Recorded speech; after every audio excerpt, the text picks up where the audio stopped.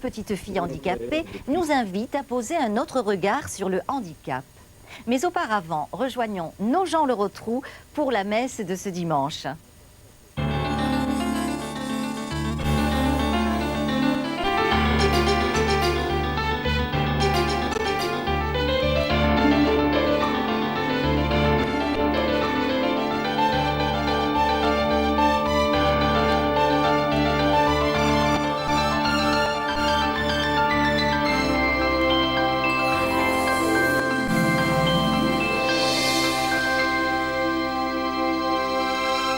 C'est le jour du Seigneur, bonjour et bienvenue. Accompagner un enfant malade, une personne handicapée, lui offrir le meilleur pour le temps qui lui reste à vivre, bouleverse évidemment la vie d'un couple, d'une famille, d'amis.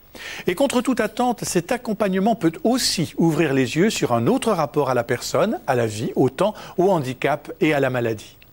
Au sommaire de cette émission, un témoignage fort, celui d'Anne-Dauphine Julien, auteure de 2 petits pas sur le sable mouillé, qui viendra nous parler de son regard de mère sur ces épreuves. Comment entourer et accompagner les siens face à la maladie? Comment continuer à vivre bien malgré un handicap? Double coup de projecteur sur l'Institut André Belé, qui accueille et scolarise depuis 200 ans des enfants sourds et malentendants, et sur la toute récente association Simon de Sirène, qui recrée une famille autour de personnes handicapées. Changer notre regard?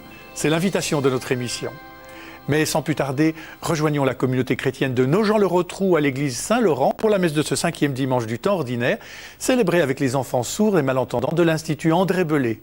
C'est maintenant le temps de célébrer.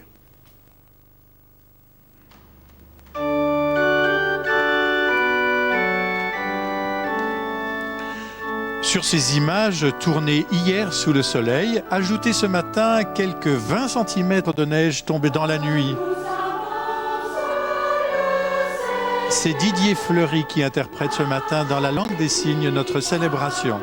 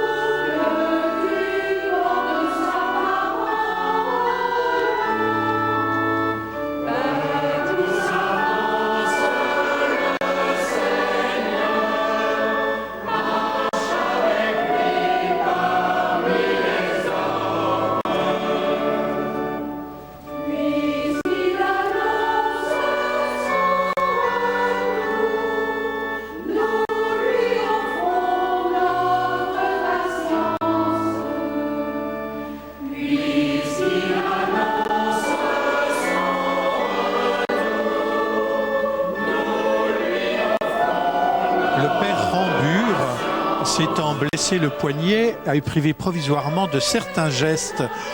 Ne soyez donc pas surpris de le voir se signer de la main gauche.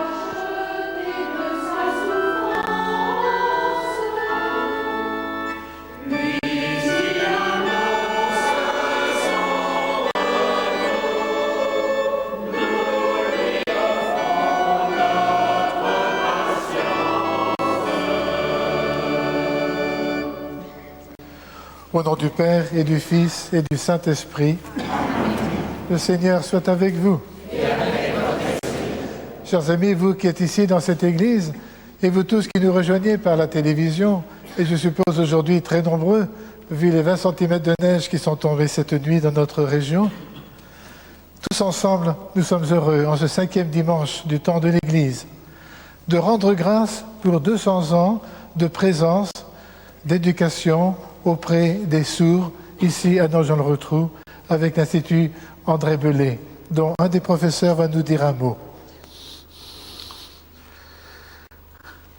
La communauté de l'Immaculée Conception et l'Institut André Belé sont depuis 200 ans au service des enfants et jeunes sourds et de leurs familles. Le directeur de l'Institut rappelait récemment dans cette église que l'audition, c'était l'acte d'entendre, mais aussi d'être entendu. La parole des sourds a longtemps et trop souvent été confisquée. La langue des signes avec laquelle je m'exprime devant vous a été interdite d'utilisation pendant très longtemps. Toutefois, pour moi qui en témoigne, elle est essentielle pour entendre, aussi bien que vous-même réunis ici, la parole de Dieu. Merci. Préparons-nous à célébrer l'Eucharistie en reconnaissant que nous sommes pécheurs. Seigneur, accorde-nous ton pardon. Montre-nous ta miséricorde. Que Dieu Tout-Puissant nous fasse miséricorde, qu'il pardonne nos péchés et nous conduise à la vie éternelle. Amen.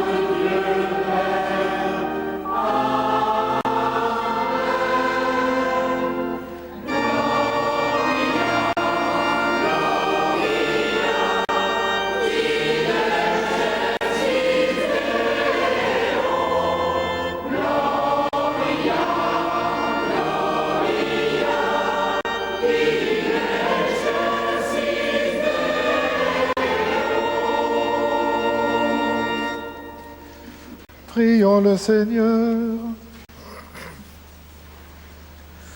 Dans ton amour inlassable, Seigneur, veille sur ta famille. Et puisque ta grâce est notre unique espoir, garde-nous sous ta constante protection.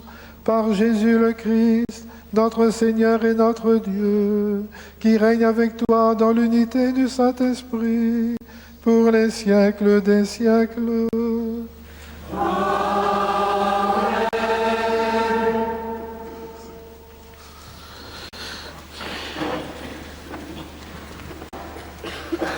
Job prit la parole et dit : « Vraiment, la vie de l'homme sur terre est une corvée. Il fait des journées de manœuvre, comme l'esclave qui désire un peu d'ombre, comme le manœuvre qui attend sa paye. Depuis des mois, je n'y ai gagné que du néant. Je ne compte que des nuits de souffrance. À peine couché, je me dis, quand pourrais-je me lever? Le soir n'en finit pas. Je suis envahi de cauchemars jusqu'à l'aube. Mes jours sont plus rapides que la navette du tisserand. Ils s'achèvent quand il n'y a plus de fil. Souviens-toi, Seigneur, ma vie n'est qu'un souffle, mes yeux ne verront plus le bonheur.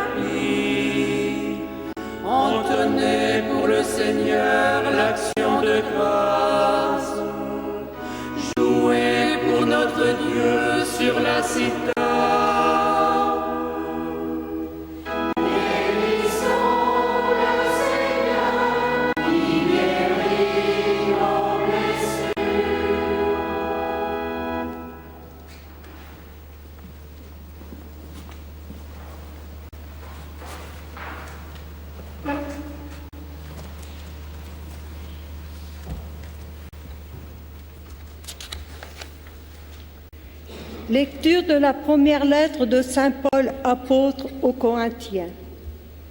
Frères, si j'annonce l'Évangile, je n'ai pas à en tirer orgueil. C'est une nécessité qui s'impose à moi. Malheur à moi si je n'annonçais pas l'Évangile. Certes, si je le faisais de moi-même, je recevrais une récompense du Seigneur. Mais je ne le fais pas de moi-même. Je m'acquitte de la charge que Dieu m'a confiée.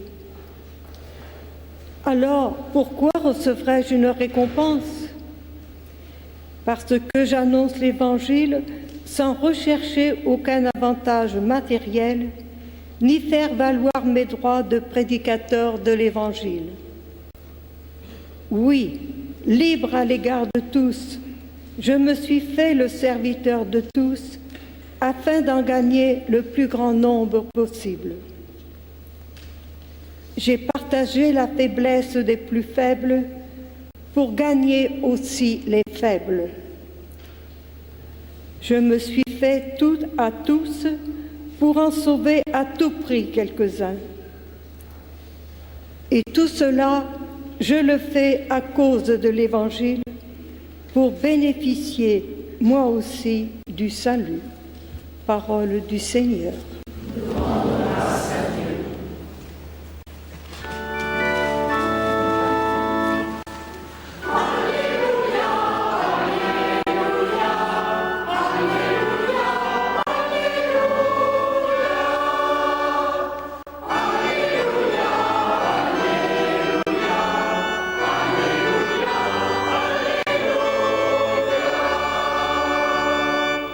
Jésus a pris sur lui notre faiblesse, il s'est chargé de nos douleurs.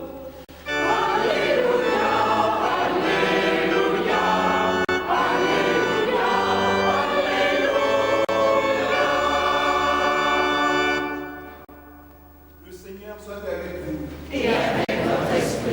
Évangile de Jésus-Christ selon saint Marc.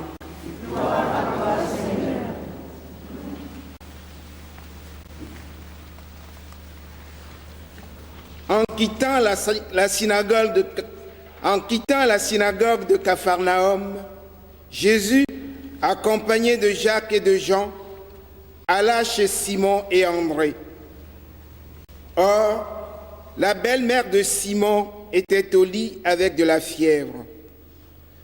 Sans plus attendre, on parle à Jésus de la malade.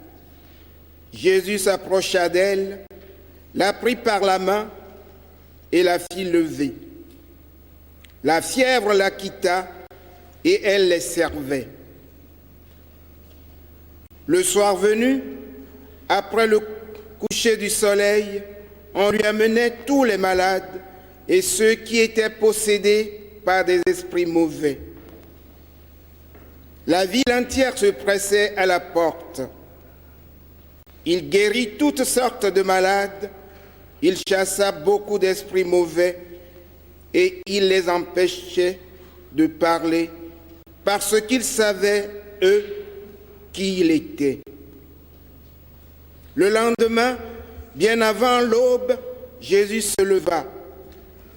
Il sortit et alla dans un endroit désert, et là, il priait.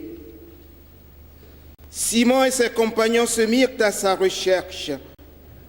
Quand ils l'ont trouvé, ils lui disent: « Tout le monde te cherche. » Mais Jésus leur répond: « Partons ailleurs, dans les villages voisins, afin que là aussi je proclame la bonne nouvelle.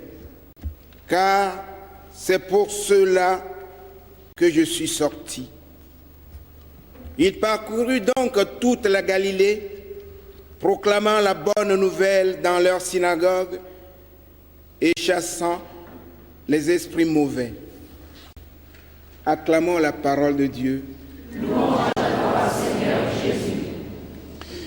C'est maintenant le père Daniel Rambure, curé de la paroisse de Nogent-le-Rotrou, qui prononce l'homélie.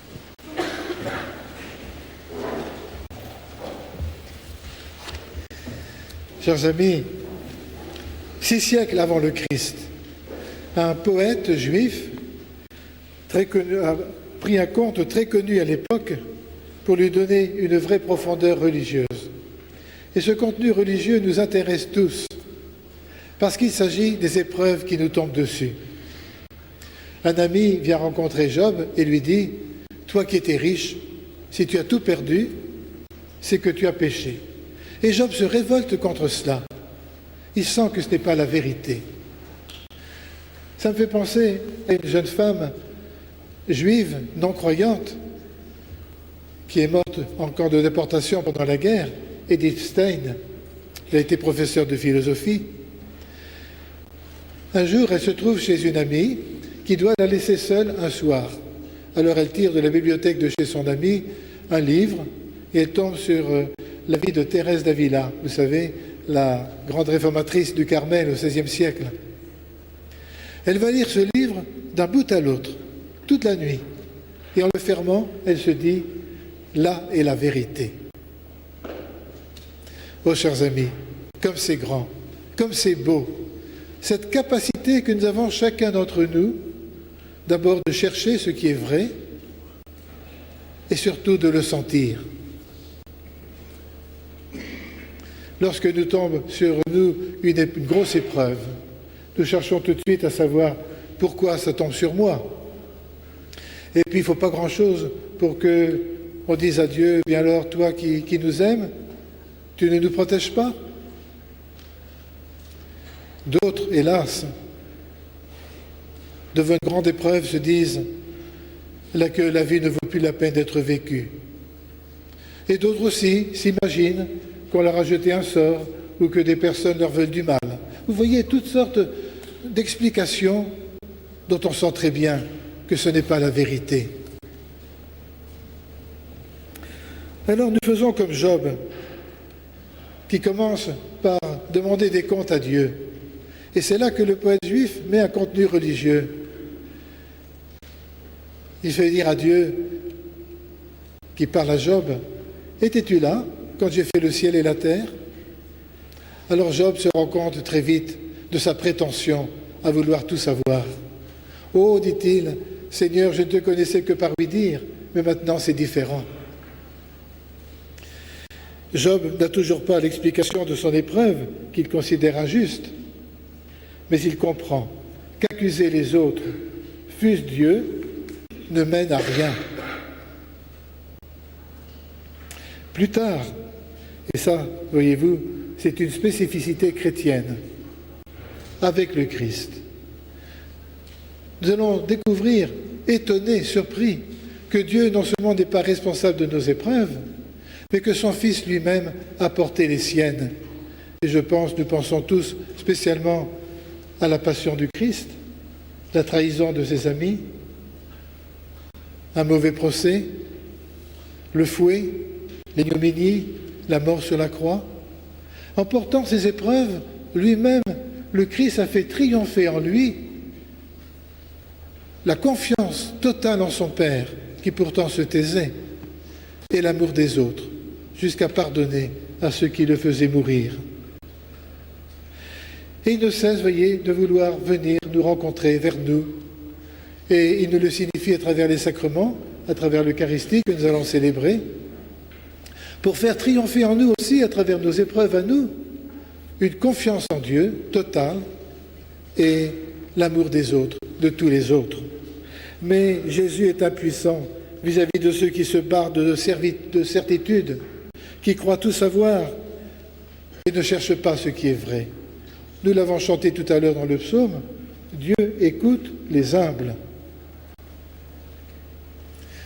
Oh, je pense que beaucoup de vous, parents, lorsque vous avez pu recevoir une carte de votre garçon de 12 ans parti en camp scout ou en colonie de vacances, vous avez su lire entre les lignes.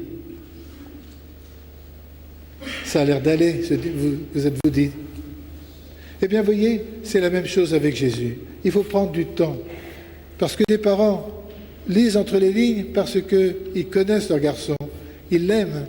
Eh bien, nous aussi. Il faut prendre du temps pour connaître Jésus et pour l'aimer. L'apprendre avec les autres, en Église. Et pouvoir alors dire de l'intérieur de nous-mêmes cette belle prière que l'Église nous fait dire, « Ô toi, Fils de l'homme, fais-nous aimer notre condition d'homme. » Oui, c'est une condition, notre condition humaine est limitée, nous ne savons pas tout. Mais peu à peu, nous pouvons comprendre que là est la vérité. Toi, le Fils de l'homme, fais-nous aimer notre condition d'homme. C'est dans cette condition humaine que le Christ nous tend la main pour faire triompher en nous cette confiance totale dans le Père et l'amour des autres, à commencer par les plus démunis. Et c'est pourquoi nous avons bien raison de rendre grâce pour ce travail qui se fait depuis 200 ans ici à Nogent, avec l'Institut Belay, au prix des sourds. Toi, le Fils de l'homme, fais-nous aimer notre condition d'homme. C'est dans cette condition que le Christ nous rapproche de Dieu, le Père, et les uns des autres. Amen.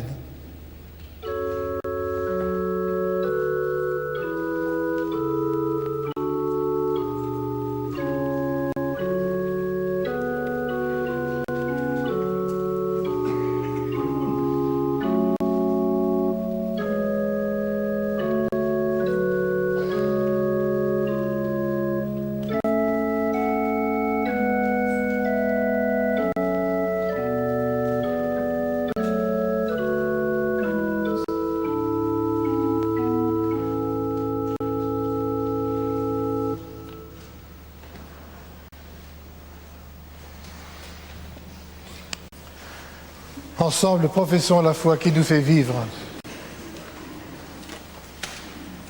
Je crois en Dieu, le Père Tout-Puissant, Créateur du ciel et de la terre, et en Jésus-Christ, son Fils unique, notre Seigneur, qui a été conçu du Saint-Esprit, est né de la Vierge Marie, a souffert sous Ponce Pilate, a été crucifié, est mort et a été enseveli, est descendu aux enfers.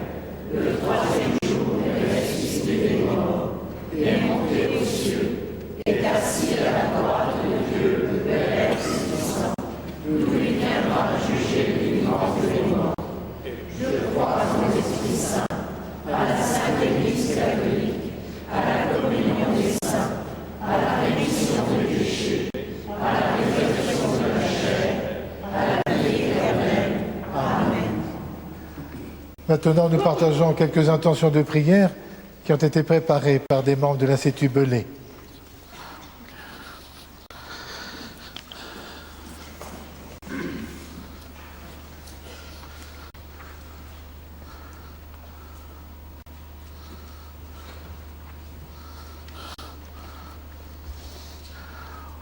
Pour tous les membres de l'Église, qu'ils poursuivent la mission de répandre la bonne nouvelle en paroles et en actes dans le monde entier,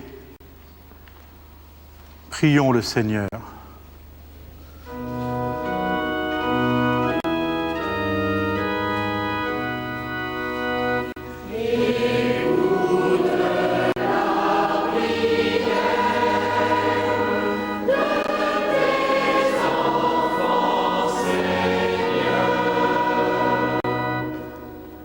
Pour que les chrétiens cultivent une amitié profonde et personnelle avec le Christ et communiquent ainsi la force de son amour à toutes les personnes qu'ils rencontrent, prions le Seigneur.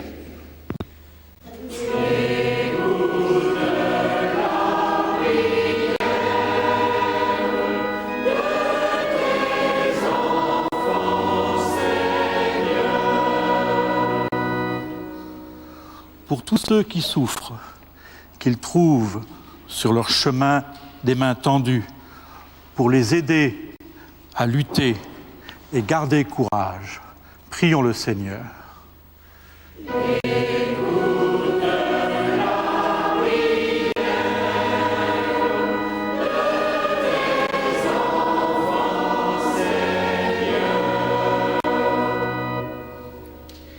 Pour tous les éducateurs, en particulier pour ceux de l'Institut André Belay, qu'ils gardent toujours le respect de la différence et le souci de l'épanouissement de ceux qui leur sont confiés. Prions le Seigneur.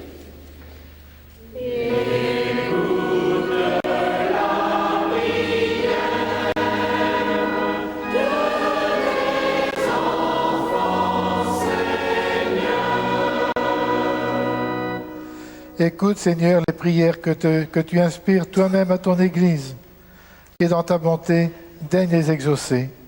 Par Jésus, le Christ, notre Seigneur.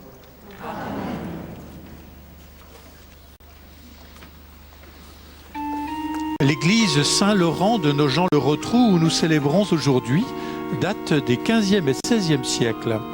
Elle reprend dans sa construction une chapelle dédiée à Sainte Marie-Madeleine, attestée dès le XIe siècle.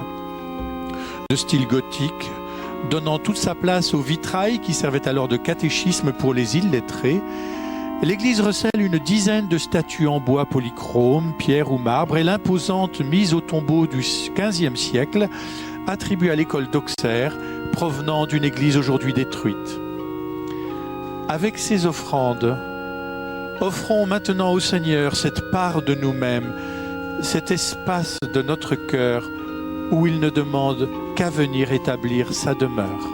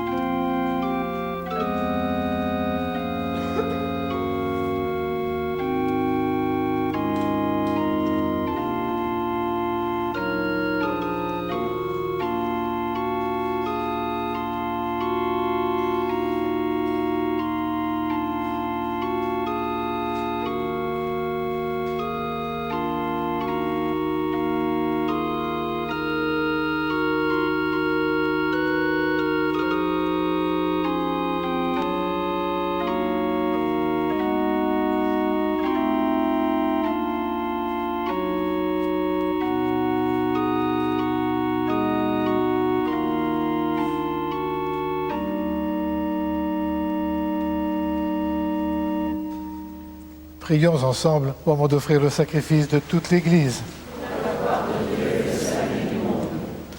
Seigneur notre Dieu, tu as voulu choisir dans ta création le pain et le vin qui refont chaque jour nos forces.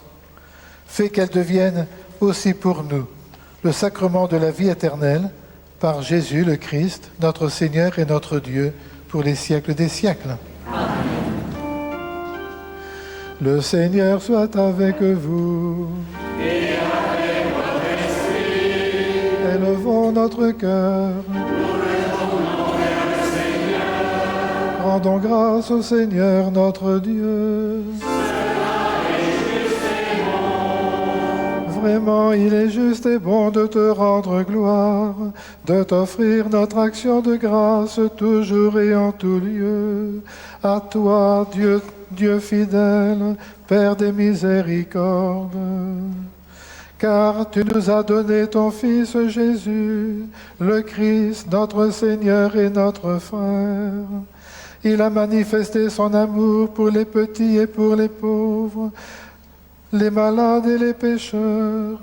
Il s'est fait le prochain des opprimés et des affligés. Sa parole et ses actes ont annoncé au monde que tu es vraiment un Père et que tu prends soin de tous tes enfants. C'est pourquoi avec les anges et tous les saints, nous te louons, nous te bénissons, nous chantons l'hymne de ta gloire et sans fin nous proclamons.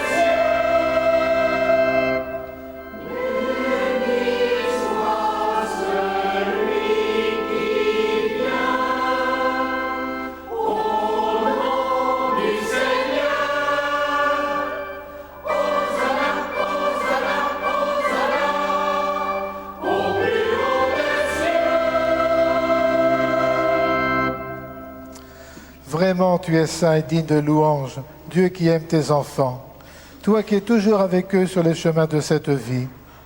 Vraiment, ton Fils Jésus est béni, lui qui se tient au milieu de nous quand nous sommes réunis en son nom. Comme autrefois pour ses disciples, il nous ouvre les Écritures et nous partage le pain. Maintenant donc, Père de toute grâce, nous te prions. Envoie ton Esprit Saint, afin qu'il sanctifie nos offrandes, que ce pain et ce vin deviennent pour nous le corps et le sang du Christ, notre Seigneur. La veille de sa passion, la nuit de la dernière scène, il prit le pain, il rendit grâce, il le rompit et le donna à ses disciples en disant « Prenez et mangez-en tous, ceci est mon corps livré pour vous. »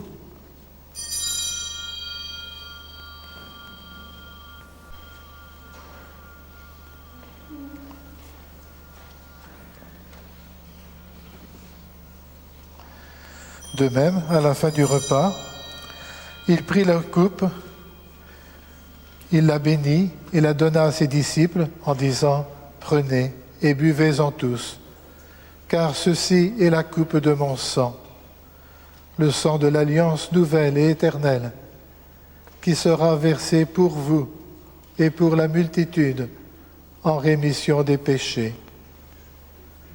Vous ferez cela en mémoire de moi. »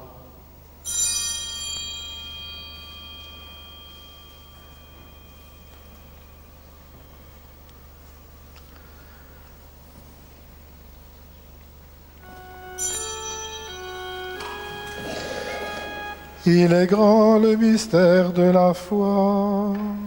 Nous proclamons ta mort, Seigneur Jésus. Nous célébrons ta résurrection. Nous attendons ta venue dans la gloire. Voilà pourquoi, Père très saint, faisant ici mémoire de ton Fils, le Christ, notre Sauveur, que tu as conduit par la passion et la mort sur la croix à la gloire de la résurrection, pour qu'il siège à ta droite. Nous annonçons ton œuvre de grâce, jusqu'au jour où il viendra, et nous t'offrons le pain de la vie et la coupe de bénédiction.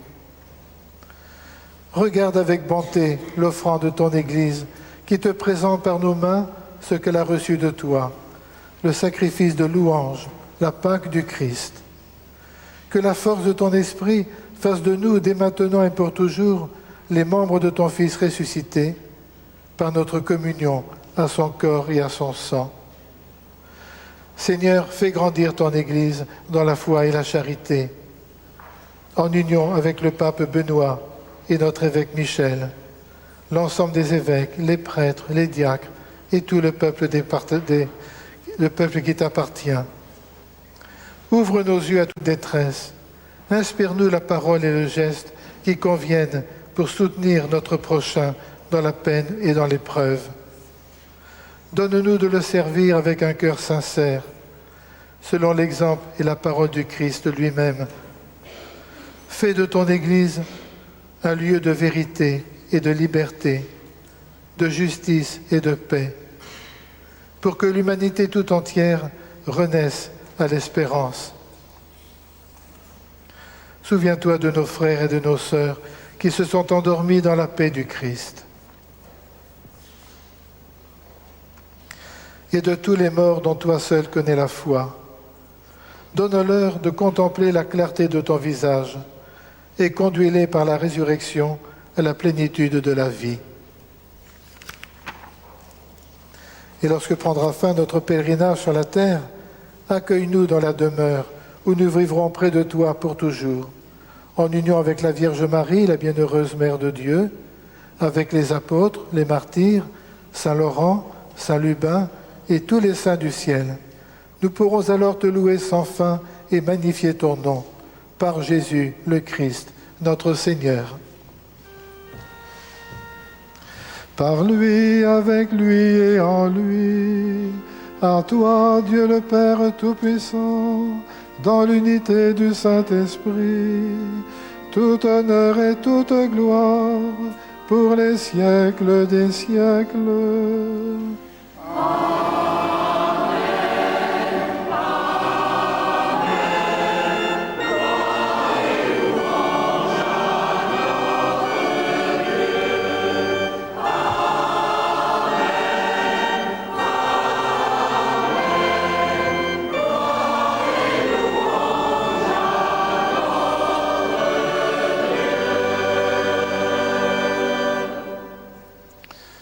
Comme nous l'avons appris du Sauveur et selon son commandement, nous osons dire « Notre Père qui es aux cieux, que ton nom soit sanctifié, que ton règne vienne, que ta volonté soit faite sur la terre comme au ciel.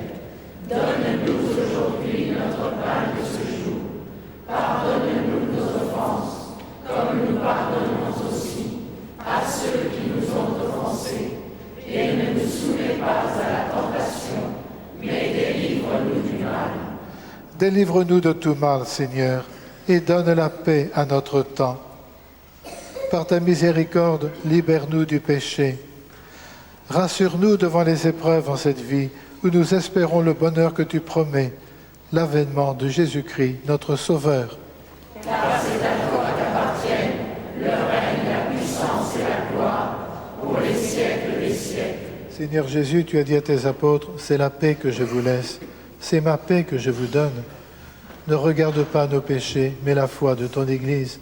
Pour que ta volonté s'accomplisse, donne-lui toujours cette paix, fais que l'on soit le signe parmi les hommes et conduis-la vers l'unité parfaite, toi qui règnes pour les siècles des siècles. Amen. Frères et sœurs, dans la charité du Christ, donnez-vous la paix. Pour vivre en paix, pour demeurer dans la paix, nous avons besoin de gestes et de paroles qui rassurent, qui apaisent, qui pardonnent, qui guérissent. Accueillons sans réserve maintenant cette paix qui nous vient du Christ et partageons-la. Plus nous la partagerons et plus nous en serons comblés.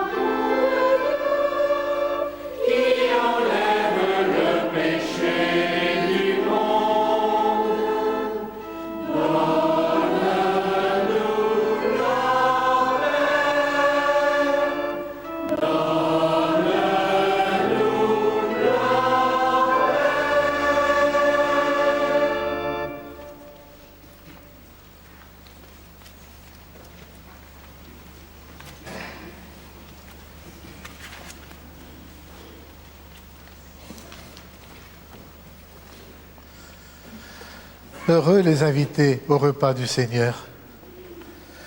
Voici l'agneau de Dieu qui enlève le péché du monde. Je ne suis pas digne de te recevoir, mais dis seulement une parole et je serai guéri.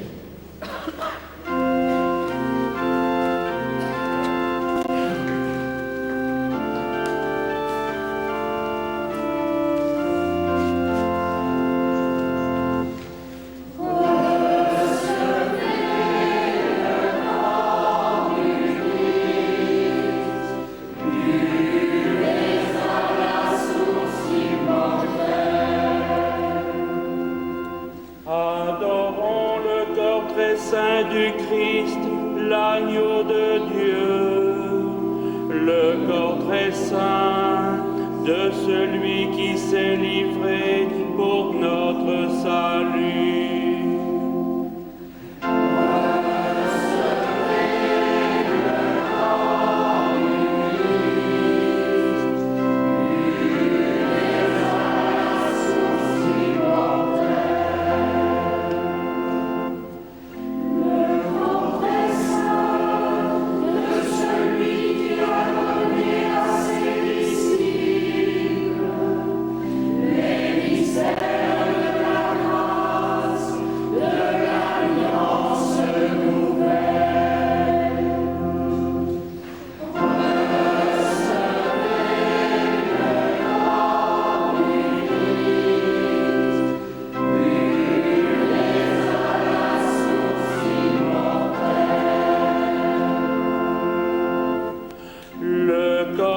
Saint qui a justifié la pécheresse en pleurs, le corps très saint qui nous purifie par son sang.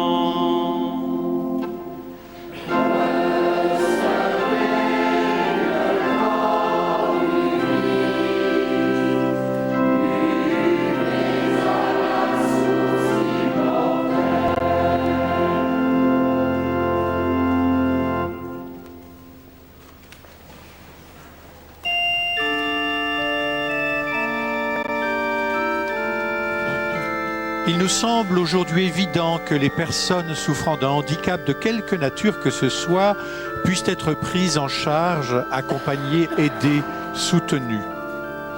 Si c'est le cas aujourd'hui, n'oublions pas que nous le devons d'abord à celles et ceux qui, prenant au sérieux la mission du Christ, envoyant ses disciples guérir les malades et chasser les esprits mauvais, s'y sont engagés au point d'y consacrer leur vie.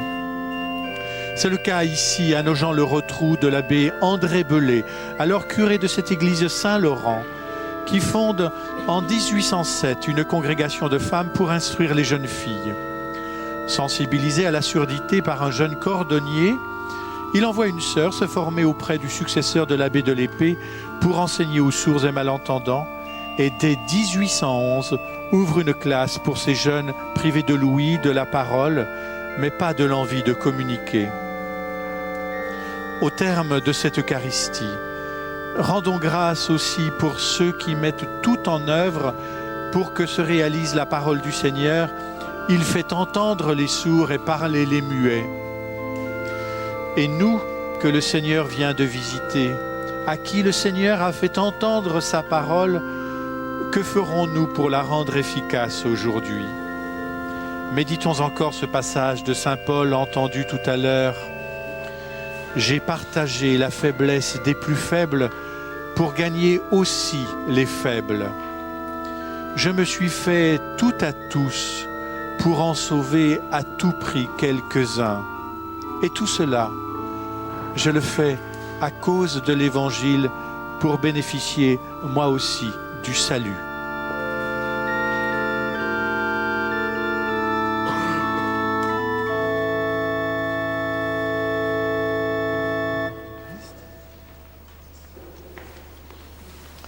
Le corps du Christ. Le corps du Christ.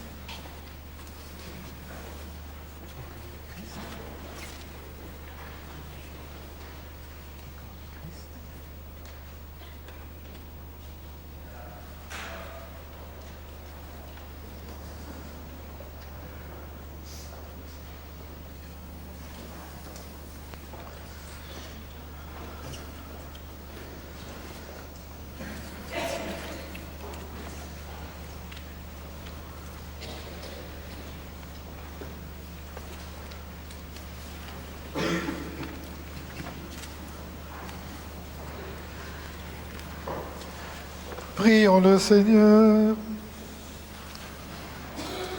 Tu as voulu, Seigneur, que nous partagions un même pain et que nous buvions à la même coupe. Accorde-nous de vivre tellement unis dans le Christ que nous portions du fruit pour le salut du monde. Par Jésus le Christ, notre Seigneur et notre Dieu, qui règne avec toi dans l'unité du Saint-Esprit, pour les siècles des siècles. Amen. Le Seigneur soit avec vous. Et avec votre esprit. Que Dieu Tout-Puissant vous bénisse, le Père, le Fils et le Saint-Esprit. Amen. Allez dans la paix du Christ. Nous rendons grâce à Dieu.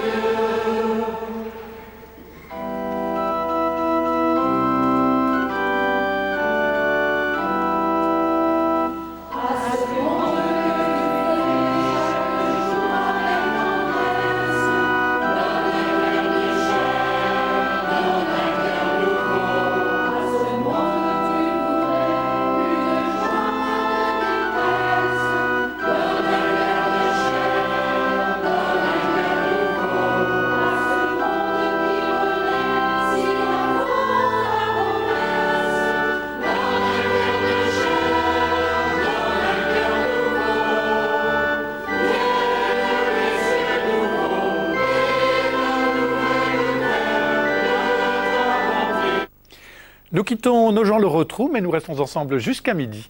Vous pouvez revoir la messe, comme l'émission d'ailleurs, sur notre site internet, accessible via lejourduseigneur.france2.fr. Ce matin, le témoignage d'Anne-Dauphine Julien, journaliste, mais surtout maman, qui rend hommage dans un très beau livre à sa petite Thaïs, surnommée par une infirmière Princesse Courage, dans sa maladie et dans sa mort. Eh bien, ce témoignage va nous aider à changer notre regard sur la maladie et le handicap de nos proches et des personnes avec qui nous vivons. Anne-Dauphine Julien, bonjour. Bonjour. Et merci d'être avec nous ce matin. Étienne, avec nous également, journaliste. Bonjour Étienne. Alors, vous avez lu Deux petits pas dans le sable mouillé? Absolument, et ces deux petits pas sont les deux petits pas de Thaïs, votre fille. Une fille qui marche bizarrement depuis quelque temps. C'est ce petit pied qui va révéler sa maladie, une maladie génétique, orpheline, dégénératrice et sans traitement. Vous lui faites alors une promesse, et une très belle promesse. Tu auras une vie belle et tu ne manqueras jamais d'amour. Eh bien, ce livre raconte ce quotidien, le quotidien de cette promesse. Tout ce qu'un couple, un grand frère, une famille, des amis, du personnel médical sont capables de mobiliser et de donner pour ajouter de la vie au jour lorsqu'on ne peut plus ajouter de jour à la vie. Quand vous apprenez la maladie de Thaïs, vous êtes enceinte de votre deuxième fille, Azélis, qui est elle aussi atteinte de cette même maladie. Malgré tout, c'est ce qu'on découvre dans ce très beau livre. La vie est belle et vaut le coup d'être vécue. Anne-Dauphine Julien, première question, pourquoi et pour qui avez-vous écrit cet ouvrage, ce témoignage? Alors, je l'ai écrit pour un tout petit bonhomme, un petit garçon qui est né 1 an après la mort de Thaïs, son frère Arthur. Je l'ai écrit pas vraiment pour lui présenter Thaïs, mais parce que je trouve que c'est une expérience de vie, ce qu'on a vécu. C'est une expérience de vie qui nous permet aujourd'hui de dire que la vie est belle et qu'une vie peut être appréciable même si elle est éprouvée. Donc je l'ai écrit pour ce petit bonhomme, pas aujourd'hui mais pour plus tard. Et puis une fois terminé, j'ai eu envie de le partager avec un plus grand nombre, de partager cette expérience, de les amener sur ce chemin-là aussi, pour leur donner l'impression et l'envie de croire que la vie est belle. C'est le message de fond de ce livre ? Oui, je pense que c'est ce message. C'est un message d'espérance, si on peut dire, une expérience très quotidienne. Je pense qu'on a trop souvent tendance à dire qu'une vie difficile n'est pas une belle vie. Que si on est éprouvé, on ne peut pas être heureux. Je l'ai cru longtemps, je l'ai cru avant de m'apercevoir que les pieds de Thaïs ne se positionnaient pas bien sur le sol. Je pensais que quand on était éprouvé, on n'avait pas une belle vie. J'avais des codes de bonheur qui ne sont plus les mêmes. Aujourd'hui, je pense qu'une vie remplie d'amour comme celle de Thaïs peut être une belle vie. Une vie où on a l'impression d'avoir tout donné, et tout donné par amour, est une belle vie. Et aujourd'hui, Thaïs est morte depuis maintenant 4 ans. Azélis est encore malade. Mais je peux dire quand même que je suis une femme heureuse. Anne-Dauphine, votre témoignage est une histoire singulière et en même temps, elle a connu un très large écho. Pour votre témoignage, on est 8e édition, 140 000 exemplaires. Comment expliquez-vous cet écho, qu'il soit reçu, qu'il touche autant de gens ? Je me suis un peu posé la question, je vous avoue, parce que c'est vrai que quand on a publié ces 2 petits pas sur le sable mouillé, on pouvait s'attendre à ce qu'il touche des personnes concernées par la maladie ou des personnes éprouvées, des personnes en souffrance. Et au vu du nombre de lecteurs, on est allé dans un domaine beaucoup plus large. Et ça m'a un peu intriguée et j'ai eu la réponse en lisant les messages qu'on a reçus. On a reçu de très nombreux messages, principalement de remerciements, des messages assez positifs. Et en lisant ces messages, je me suis aperçue que c'était cet hymne à la vie et cet hymne à l'amour que les gens avaient perçu, que les gens avaient reçu. Et donc finalement, ils avaient envie. Ils ont envie de voir le côté positif de la vie. Ils ont envie qu'on allège un peu le fardeau de ce quotidien qu'on peut sentir pesant. Et je me suis aperçue que ce livre, certainement, faisait un peu pleurer, mais quand même beaucoup sourire. Et que la plupart des personnes qui lisaient le terminaient avec un sentiment d'espérance et un sentiment d'amour de la vie très communicatif. Et il y a quelque chose qui est révélé dans ces 2 petits pas, mais que j'ai rien inventé, j'ai fait qu'en parler, qui est ce bonheur profond, ce bonheur qui est un peu indépendant des circonstances de la vie. Vous avez dit que vous avez reçu beaucoup de témoignages. Est-ce qu'il y en a qui vous ont particulièrement touché? Et si oui, lesquels? Alors, il y en a qui m'ont particulièrement touché. C'est alors ceux dont des témoignages de personnes qui ont des enfants malades, parce que j'ai reconnu une forme de souffrance et que j'ai partagé cette forme de souffrance. Après, c'est des témoignages de jeunes, et notamment une jeune fille qui ne doit pas avoir plus de 18 ans, qui m'a écrit que, avant de lire ce livre, elle avait très peur d'être mère. Alors pas tout de suite, mais plus tard, qu'elle ne se voyait pas mère, parce qu'elle trouvait ça assez effrayant avec tout ce qui pouvait se passer. Et en ayant terminé ces 2 petits pas, elle était sûre qu'elle serait un jour mère et qu'elle pourrait aimer son enfant en toutes circonstances. Et c'est soit des témoignages de personnes jeunes, soit des témoignages de personnes âgées. Une dame d'un peu plus de 80 ans qui m'écrivait en disant j'arrive à la fin de ma vie et je me dis qu'il a encore temps de changer mon regard sur la vie et je vais m'employer à vivre ces dernières années en changeant mon regard sur la vie. Et je trouvais ça très beau. Alors vous parliez de regard, et le regard effectivement que nous portons les uns les autres sur les personnes malades ou sur les personnes handicapées change petit à petit, doucement, évolue lentement. Aujourd'hui, grâce à votre livre, mais également grâce à des films, à des émissions de télévision, à l'action des associations, à la loi, on voit bien qu'il y a une évolution dans ce regard. Il y a eu des pionniers, comme par exemple l'Institut André Belé, avec qui nous avons partagé la messe tout à l'heure. Je vous propose d'en savoir un peu plus sur ce regard qui évoluait avec Pauline Legrand. Je préfère être avec les enfants sourds. Pourquoi? Que ça me gêne d'être avec les enfants entendants. C'est le regard des enfants entendants ou alors c'est parce que du coup le professeur ici il peut plus t'aider? Le regard. L'Institut André Belé accueille une centaine de jeunes sourds de 0 à 20 ans. Ici, ils reçoivent un soutien éducatif, pédagogique et thérapeutique. Selon leur handicap, ils sont aussi quelques jours par mois en intégration dans les écoles dites ordinaires. Souvent, ça leur permet de vérifier que par rapport à des enfants entendants, mais ils ne sont pas si en retard que ça. Par contre, ils ont besoin d'un peu plus de temps pour assimiler un certain nombre de notions, notamment en français, qui pour la langue française, pour eux, est compliquée. Avant, j'arrivais pas beaucoup, et là, j'arrive mieux. T'arrives mieux à quoi faire, par exemple? Travailler l'autonomie. Depuis 1811, l'établissement créé par l'abbé André Belé a su redonner un statut et une considération à ceux qui n'en avaient pas. On ne connaissait pas les origines de la surdité au début du 19e siècle et bien souvent, folie et surdité est associée. Un des grands mérites, parmi d'autres, des religieux, ça a été de sortir des enfants des hôpitaux psychiatriques là où ils n'avaient rien à faire. Au fil des siècles, l'Institut a dû surmonter des obstacles, comme l'interdiction d'enseigner et d'apprendre la langue des signes pendant près de 100 ans. J'aime bien apprendre à parler. Moi, j'aime beaucoup dessiner, surtout. J'aime faire des beaux dessins. Et moi, j'aime bien jouer à la déesse.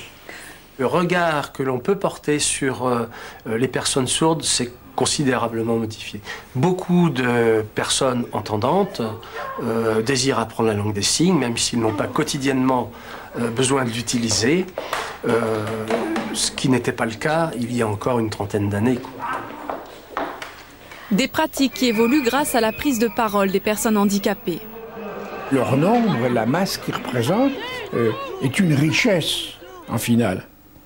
N'est pas seulement quelque chose qui va coûter en termes de prise en charge, etc., mais quelque chose qui peut nous apporter des lumières, non seulement sur notre condition fondamentale, mais aussi sur les problèmes de société.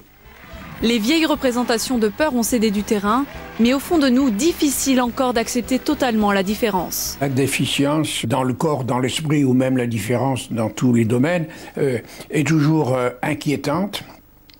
Et ça nous produit une sorte d'effet de miroir de nous-mêmes et de la partie de nous-mêmes qu'évidemment nous n'aimons pas, la partie de nous-mêmes qui est la fragilité, qui est la vulnérabilité, qui est la mortalité, etc. Alors que peut-on faire pour continuer à évoluer ? Changer de langage pour changer de regard, c'est le point de départ selon Jean-François Chaussy, ex-député et auteur d'un rapport sur le sujet. Lorsque vous avez dans le même foyer un frère et une sœur qui vont normalement dans l'école du quartier, celui qui est ordinaire rentre par la porte de la scolarisation et celui qui est autiste va passer par la porte de l'intégration scolaire. C'est une porte qui est légèrement entrouverte, c'est une porte différente, c'est une façon différente d'aborder la scolarité. Alors je souhaiterais qu'on parle de scolarisation pour tous les enfants, y compris pour ceux qui sont différents. Des mots, des textes, des lois peuvent aussi encourager à vivre ensemble au quotidien. C'est entre autres l'objet de la loi sur le handicap de 2005. Contrairement à la loi de 1975, qui était une loi sur les structures, sur l'accueil de la personne, en milieu spécialisé, la loi de 2005, c'est une loi qui s'intéresse à la vie quotidienne de la personne, dans toute la dimension de la vie quotidienne. Ça touche l'accessibilité, ça touche la scolarisation, ça touche la compensation des conséquences du handicap. On est passé de 80 000 à 214 000 élèves scolarisés aujourd'hui. C'est toujours pas assez, puisqu'on a des jeunes et même des moins jeunes qui sont accueillis en Belgique. En Belgique, de jeunes Français et de moins jeunes Français qui sont accueillis en Belgique, qui a préparé des établissements réservés aux Français, parce qu'on n'a pas encore la capacité de répondre absolument. Donc c'est dans la loi, mais c'est pas encore dans les faits. Anne-Dauphine Julien, on entend dans ce reportage que la fragilité, la vulnérabilité sont aussi des richesses. Comment l'avez-vous vécu vous-même avec Thaïs, puis maintenant avec Azilis ? Quand j'ai appris la maladie de Thaïs, j'étais persuadée d'avoir une petite fille absolument normale et parfaite. Ça m'a effrayée. Ça m'a effrayée, cette différence qui s'annonçait. Thaïs a perdu l'usage de tous ses sens en l'espace de quelques mois. Ça m'a fait peur. Je pense que c'est la première réaction. C'est une réaction de peur et heureusement j'ai réussi à dépasser ça. Alors je l'ai dépassé certainement par amour pour mes filles, c'était mon principal moteur. Je me suis aperçue qu'on avait peur parce que cette différence crée un manque de communication. On se dit mais comment je vais faire pour rencontrer l'autre alors qu'il est si différent, alors que comme Thaïs à la fin de sa vie, elle ne parlait plus, elle ne voyait plus, elle n'entendait plus. Ça demande une certaine capacité à s'intéresser à l'autre, je pense. Est-ce que vous êtes en train de dire que c'est l'amour qu'on met sur la fragilité, la vulnérabilité qui donne la richesse de ces instants ? Oui. Mais c'est comme souvent, l'amour a cette capacité d'embellir les choses, de révéler la beauté des choses.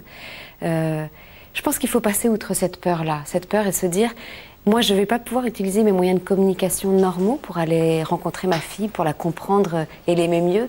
Alors je vais essayer de m'approcher et de voir, elle, sa façon de communiquer et d'apprendre avec elle. C'est valable pour Thaïs, c'est valable pour Azilis aujourd'hui.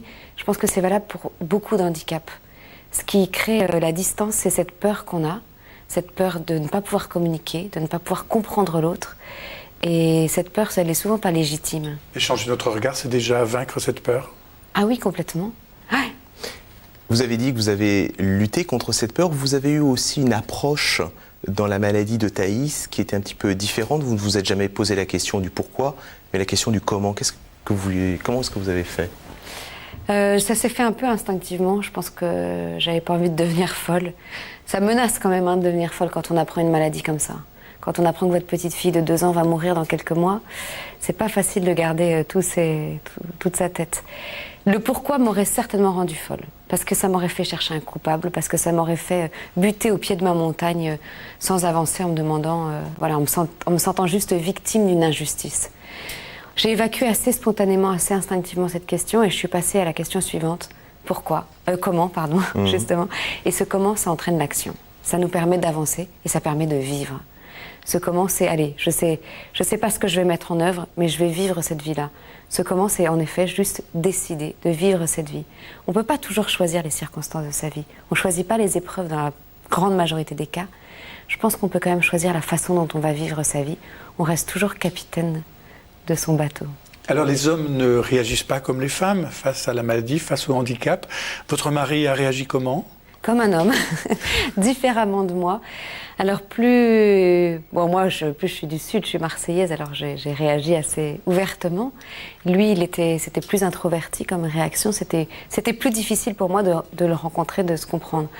Et là encore, c'est peut-être pas très glamour ce que je vais dire après 5 ans de mariage. C'est vrai que on était fous amoureux et tout, mais pour continuer notre chemin ensemble, pour continuer à vivre ensemble, on l'a décidé. On l'a décidé, on ne s'est pas juste basé sur l'amour qu'on avait l'un pour l'autre.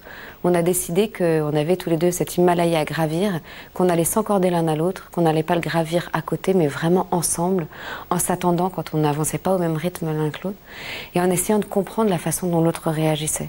Alors ça, c'est une expérience de l'amour à deux qui est magnifique. C'est savoir consoler son homme qui pleure. Ça, c'est vraiment les plus belles preuve d'amour que j'ai pu avoir pour lui, apprendre à le consoler et apprendre à le regarder rire quand moi je suis triste aussi. Et alors, tout à l'heure, Étienne rappelait que, alors que vous appreniez la maladie de Thaïs, vous étiez enceinte d'Asilis, et en même temps, vous avez fait le pari de la vie, puisque Arthur, pour qui vous avez écrit ce livre, est venu. Y avait-il des risques à ce moment-là ? Quel sens donniez-vous à cette naissance ? Il y a un risque sur 4 qu'Arthur soit malade lui aussi. C'est une maladie génétique et c'est malheureusement la loi de la maladie génétique. Je l'ai vu, le sens que je lui donne, alors je n'ai pas cherché un sens. Voilà, une naissance, c'est pas forcément quelque chose... on ne fait pas de référendum pour savoir si oui ou non on va attendre un bébé ou quoi que ce soit. Je pense que ce bébé, ça a été une folie d'amour, ça a été un cri d'amour. Ça l'est toujours d'ailleurs. Arthur est en pleine forme. Il a 3 ans aujourd'hui. Ça a été... ma plus belle preuve de confiance dans la vie, ma plus belle façon de dire que j'aimais la vie, c'était d'attendre Arthur, de l'attendre comme il venait. Et surtout, il a changé ma vie, ce petit garçon, parce que grâce à lui, grâce à cette naissance, je sais maintenant que vraiment j'aime mes enfants pour ce qu'ils sont. Anne Dauphine, je vous propose de découvrir l'association Simon de Cyrène. C'est une association qui porte le nom d'un homme qui a aidé le Christ à porter sa croix. Cette association est devenue célèbre avec le film Intouchable, qui s'inspire de la vie de Philippe Pozzo di Borgo, le président d'honneur de cette association. Son originalité, faire vivre ensemble à la fois des hommes et des femmes dont certains sont handicapés. C'est le cas par exemple d'Emmanuel, qui suite à un accident de la circulation et un très grave traumatisme crânien, a aujourd'hui des séquelles importantes. Elle a des problèmes pour s'exprimer, des problèmes de mémoire. François Leroux l'a rencontré, regardez. Bonjour. Bonjour. Ça va? Non. Depuis 7 ans, Emmanuel retrouve un goût de vivre au sein de l'association Simon de Cyrène, qui lui propose une ambiance familiale. Sous le même toit vivent accompagnateurs et personnes handicapées. Chaque jour, elle livre son combat contre ces troubles de la mémoire et du langage. Super. Super. Ensuite, ça, Bellule, voilà. Tu vois. Alors Simon de Cyrène, c'est en fait une réponse à un grand défi de société. Notre société moderne a les moyens techniques et la capacité à garder en vie 10 000 personnes par an qui ont eu des traumas crâniens, accidents de voiture, de sport, et puis quand ils sont plus âgés, des accidents vasculaires cérébraux. Et avec l'implantation des SAMU depuis 30 ans, chaque année, 10 000 personnes qui décédaient restent en vie. Et quand ces gens se réveillent après plusieurs mois de coma, ils nous posent la question, mais pourquoi tu m'as gardé en vie à la société ? C'est l'histoire bouleversante, douloureuse de nos vies qui sont fragiles, qui peuvent basculer d'un instant à l'autre et qui nous invite à nous dire, est-ce que ta vie, c'est seulement l'efficacité, la rentabilité, la performance, le savoir, le pouvoir, l'avoir, ou est-ce qu'il n'y a pas quelque chose de plus profond qui est cette invitation gratuitement à rentrer dans cette relation l'un l'autre qui nous fait du bien et qui développe cette valeur fondamentale de l'amitié. Moi et Fred. Voilà, Fred. Et Fred, maman, Super. Ici, à la cafétéria, Emmanuel retrouve cette ambiance de famille voulue par Simon de Sirène. Sous le même toit, personnes handicapées et accompagnateurs font le pari d'une vie communautaire. C'est un moment de partage, sans obligation. Chacun il vient. S'il veut venir, s'il ne veut pas venir, il ne vient pas. Mais on se retrouve tous ici. Pour moi, ça m'apporte beaucoup. Parce que j'aime bien travailler avec des gens qui ont besoin de moi. Marcher. Oui. Et puis, vendre. On va acheter quoi? Eh ben, alors ça, marcher. Non. Qu'est-ce que tu veux manger? Le soir. Poisson. Tu veux du poisson? Oui. De saumon? Quand elle ne sait pas quoi faire, je le propose. Quand elle n'a rien sur son agenda, parce qu'elle marque tout ce qu'elle fait, pour ne pas oublier. Et donc là, j'ai vu qu'elle avait un créneau le matin. Et je sais qu'elle aime bien que je vienne la voir. Oui. Et puis je lui demande où elle veut aller. Puis souvent, c'est le marché, parce que ça nous fait une promenade. Et en même temps, elle s'achète de quoi manger. Et puis, si elle veut, je l'aide à préparer son repas. Sinon, elle le fait toute seule. Mais elle se débrouille très bien. Hein. Elle se débrouille très bien. Elle le fait toute seule assez souvent. Excusez-moi, pardon. Non, mais Je passe 10 heures ici, tous les jours. Je donne du temps de libre. Et je suis très heureuse d'être avec eux. Mais ils sont tous différents. Mais avec tout le monde, je peux passer des heures. Il procure du pain, la paix et la joie à ceux qui n'en ont pas. Amen. Amen. Anne-Dauphine Julien, vous êtes croyante. Que vous a apporté votre foi pour traverser ces épreuves? Une façon de voir l'épreuve totalement différente. Alors, il ne faut pas se leurrer. Hein. Le fait de croire en Dieu, ça n'empêche pas de souffrir. Vraiment, la souffrance humaine et cette souffrance inenvisageable que j'ai ressentie au moment de la mort de Thaïs, le fait que je crois, ça n'y a rien changé. Ça a juste éclairé mon chemin différemment. Ça m'a donné un soutien dans les moments où c'était compliqué. C'est ma façon d'éclairer la route. C'est ma lampe frontale dans la montagne, ma foi. Chacun a une façon d'éclairer son chemin, chacun a une foi différente. Moi, c'est la foi en l'amour de mes enfants et ma foi en Dieu qui m'ont permis d'être aujourd'hui en haut de la montagne. Dans votre livre, vous ne parlez pas explicitement de Dieu, sauf que dans toutes les pages, on ne parle que de lui, on ne parle que de cette espérance-là. Pourquoi ce rapport? Alors, on parle d'amour. Oui. L'amour est universel et je pense que tout le monde croit en l'amour. Tout le monde ne croit pas en Dieu, mais tout le monde croit en l'amour. J'ai pas voulu que ce livre soit juste réservé à des croyants qui se reconnaîtraient à travers mes mots. Je pense qu'il y a cette universalité de l'amour. Et puis qu'on croit en Dieu ou pas, ça n'empêche pas d'exister. Certaines personnes se disent qu'elles ne peuvent pas y arriver parce qu'elles ne croient pas en Dieu. Je pense que Dieu s'occupe de chacun d'entre nous. J'ai voulu juste donner confiance, proposer ce chemin. Après, le reste du chemin qui les conduit à Dieu, ça regarde chacun.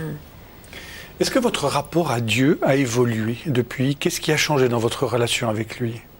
Alors très concrètement, ce qui a changé, c'est que je tutoie Dieu depuis. Alors c'est pas du tout une familiarité, hein. C'est pas que je me sens d'égal à égal avec Dieu, c'est que je crois que j'ai découvert ce que je vais appeler l'humanité de Dieu. J'ai découvert que Dieu, c'était pas un tout-puissant là-haut qui regardait comment on se débattait dans le monde avec les difficultés. Je pense que Dieu, il a eu cette humanité de descendre jusqu'à nous, de pleurer avec nous dans les moments les plus compliqués et de nous proposer d'accompagner notre chemin pour lui donner une teinte tout à fait différente. C'est cette découverte-là, l'amour que vous portez pour vos enfants, qui vous fait dire aujourd'hui que vous bénéficiez d'un bonheur infaillible. Qu'est-ce que vous voulez dire par là? C'est que j'ai plus peur, en fait. J'ai pas peur de la mort et j'ai pas peur de la vie non plus, du coup. J'ai appris à vivre juste au jour le jour. Un jour après l'autre, pas plus. Et c'est comme ça qu'on se libère de beaucoup de peur pour l'avenir. Moi, je fais ce que j'ai à faire aujourd'hui. J'essaie de le faire le mieux possible, avec le plus d'amour possible. Et après, on verra. Demain est un autre jour. Et c'est comme ça qu'on peut se retourner et regarder et voir qu'on a une belle vie? Ouais. Je sais pas si vous avez remarqué, on fête les anniversaires au bout de l'année écoulée. On fête les 1 an de vie, les 2 ans de vie. Mais ça, c'est une façon de voir la vie qui est intéressante. On se retourne et regarde le chemin parcouru. On sait qu'a priori, il reste du chemin à parcourir. On ne sait pas exactement quoi. Voilà, de temps en temps, on se retourne pour regarder ce qui se passe et puis on continue à avancer, un pas après l'autre, un jour après l'autre. Est-ce que vous avez senti des soutiens de la part de l'Église dans votre épreuve? Oui, j'ai senti des soutiens, j'ai senti le soutien de la prière. J'ai compris ce que c'était que de prier pour quelqu'un. Ce n'était pas juste une pensée comme ça. Le plus difficile dans cette épreuve, c'est de se sentir seul, c'est de se sentir isolé. Alors nous, on a eu la chance quand même d'être très entourés par voilà, notre famille, puis des amis, etc. Mais le soutien de cette communauté de l'Église, cette communion des saints, comme on dit, ça a été vraiment très important à beaucoup de moments. Et je pense que ça aussi, ça nous a permis de continuer debout. Merci. Anne-Dauphine Julien, vous restez avec nous pour la séquence livre. Alors voilà 4 livres qui vont sans doute vous intéresser. Le grain de sable et la perle de Laurent de Chérizet, qu'on a vu tout à l'heure dans le reportage, c'est le fondateur de l'association Simon de Sirène. Un livre écrit avec Viviane Perret, Quand les personnes handicapées nous redonnent le goût du bonheur. C'est aux presses de la Renaissance. En chemin avec l'aveugle-né de Jeanne-Marie Pagnoux, eh bien c'est aux éditions du Cerf, et puis c'est un chemin avec la cécité. Et d'Oliver Sacks, Des yeux pour entendre, aux éditions du Seuil, collection Point Essai. Ça, c'est un voyage au pays des sourds. Et puis bien sûr, le livre de la semaine que nous présente maintenant Michel Cole. Les premiers en récitation se souviennent sûrement de ce vers célèbre de Baudelaire, « Ces ailes de géant l'empêchent de voler ». Dans ce poème intitulé « L'Albatros », l'auteur compare le poète à un oiseau. Car ils ont des points communs. Ils aiment planer, mais ils sont aussi fragiles. Leur étrangeté attire, mais inquiète également, comme celle des personnes handicapées. Baudelaire figure dans l'anthologie publiée par l'écrivain Colette Nice-Mazur. Elle a réuni dans un livre une trentaine de poètes qu'elle affectionne. Tous expriment une fragilité à fleur de peau. Certains avec lyrisme, comme Anne Perrier, « Je ne suis plus qu'une flûte remplie de vent ». D'autres avec spiritualité, comme Pierre-Étienne, moine athésé. Les anges savent toujours repérer notre abri précaire. Oui, lisons les poètes. Ils exaltent une fragilité qui nous reflète et nous réconforte. Et ils nous invitent à savourer à chaque instant le don de la vie. L'eau à la bouche, par Colette Nice-Mazur, chez Desclés de Brouwer. Et puis je rappelle votre témoignage, Anne-Dauphine Julien, 2 petits pas sur le sable mouillé aux éditions Les Arènes. Voilà, c'est la fin de cette émission que vous pouvez revoir sur notre site internet accessible via lejourduseigneur.france2.fr. Et vous y retrouverez également notre invitée, Anne-Dauphine, pour prolonger cet échange. Pour tout savoir sur les émissions à venir, demandez-nous le programme. Et si la foi et la sexualité faisaient bon ménage, quel rapport au corps les chrétiens entretiennent-ils aujourd'hui ? Eh bien, dimanche prochain, avec notre invitée, le docteur Catherine Solano, sexologue et formatrice dans des associations chrétiennes, nous évoquerons les catholiques et la sexualité. La messe sera retransmise à 10h45 depuis l'église du Saint-Sacrement à Ixelles, en Belgique, par les soins de la RTBF. La prédication sera assurée par le père Philippe Mahoué. Merci Anne-Dauphine Julien d'avoir été notre invitée et puis nous avoir partagé ce très beau témoignage à la fois de mère, de croyante et cet amour indéfectible en la vie. Merci Étienne. À très vite. Merci à toute l'équipe du Jour du Seigneur qui a préparé avec moi cette émission. Merci à vous pour votre fidélité. On se retrouve dimanche prochain dès 10h30. D'ici là, passez une très belle journée et une bonne semaine.